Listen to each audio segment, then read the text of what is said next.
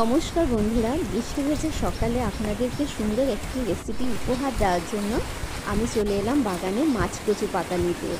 আজকে আমি রান্না করব এই মাছ কচু পাতা দিয়ে ইলিশ মাছ ভাপা। চলুন আমরা দেখে নিই রান্নাটা। আমার গোটা পাতা নাও হয়ে গেছে, বৃষ্টি অঝরে পড়ে যাচ্ছে, ছাতা নিয়ে চলে এসেছিলাম। এই পাতাগুলোকে আমি এবার খুব ভালো করে জলে ধুয়ে নেব।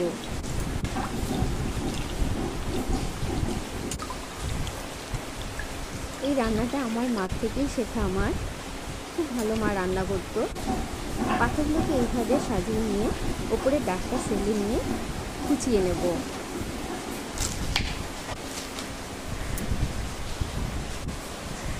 এই পদ্ধতিতে আপনারা চিংড়ি মাছও কিন্তু করতে পারেন, খুব ভালো লাগবে।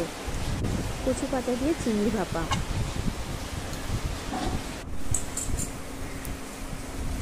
এই দেখুন, কচু পাতাগুলো আমার ঝুড়ি ঝুড়ি করে কাটা হয়ে গেছে। এদিকে বাইরে অঝরে বৃষ্টি হচ্ছে, সমস্ত গাছপালা যেন প্রাণ ফিরে পেল।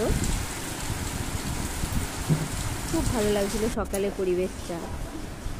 এদিকে আমি শিলে খানিকটা সর্ষে নিয়ে নিলাম। কচু পাতাগুলো আমি আবার জলে ডুবিয়ে রেখেছি পুরোপুরি ময়লাটা যাওয়ার জন্য। সর্ষে বাটা আমার হয়ে গেছে। এরপরে কচু পাতাগুলোকে মাছের ওপর দিলাম।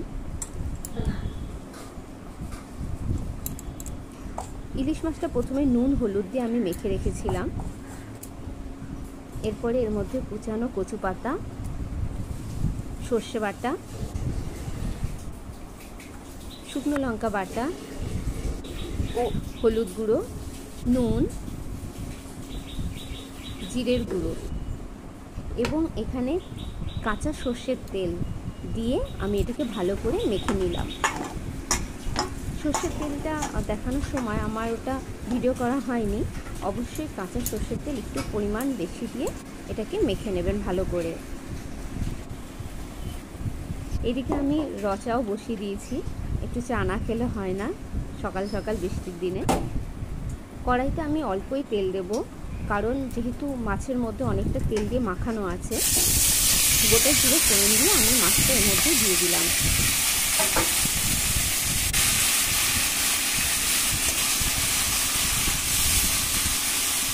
একটু ভালো করে সাজিয়ে দিয়ে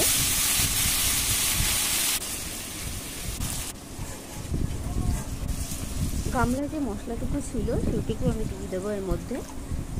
তারপর মশলা ধোয়া জলটা এর ওপর থেকে দিয়ে দেবো। একটু জলটা বেশি দেবো, মোটামুটি আন্দাজ মতো, যাতে মাছটা সেদ্ধ হয়ে যায় সেইভাবেই দিতে হবে।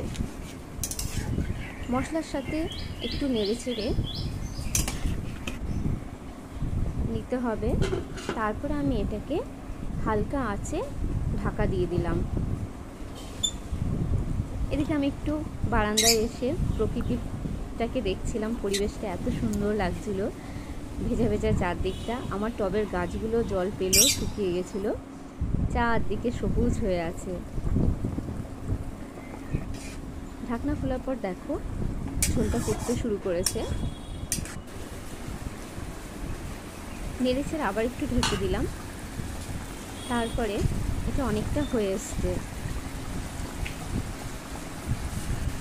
আঁচটা একদম কমিয়ে দিতে হবে, কারণ যতটা তেল দিয়েছিলাম সেই তেলটা বেরোবে ঝোলের মধ্যে, তাই সময় একটু দিতে হবে। পুরো রান্নাটাই কিন্তু একদম ধিমা আঁচে হবে, কারণ আঁচটা বাড়িয়ে দিলে ঝোল টেনে নেবে, অতটা ভালো হবে না।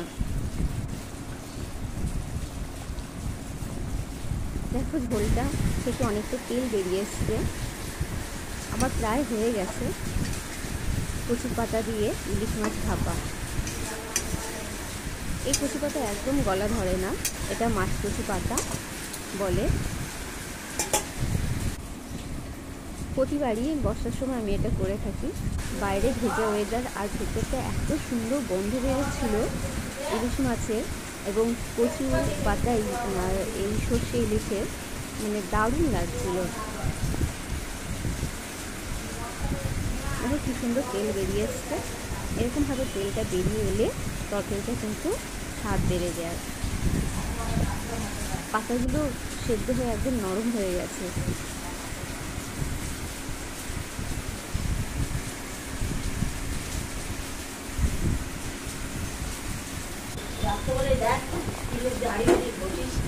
এবার এটাকে আমি নামিয়ে দেবো।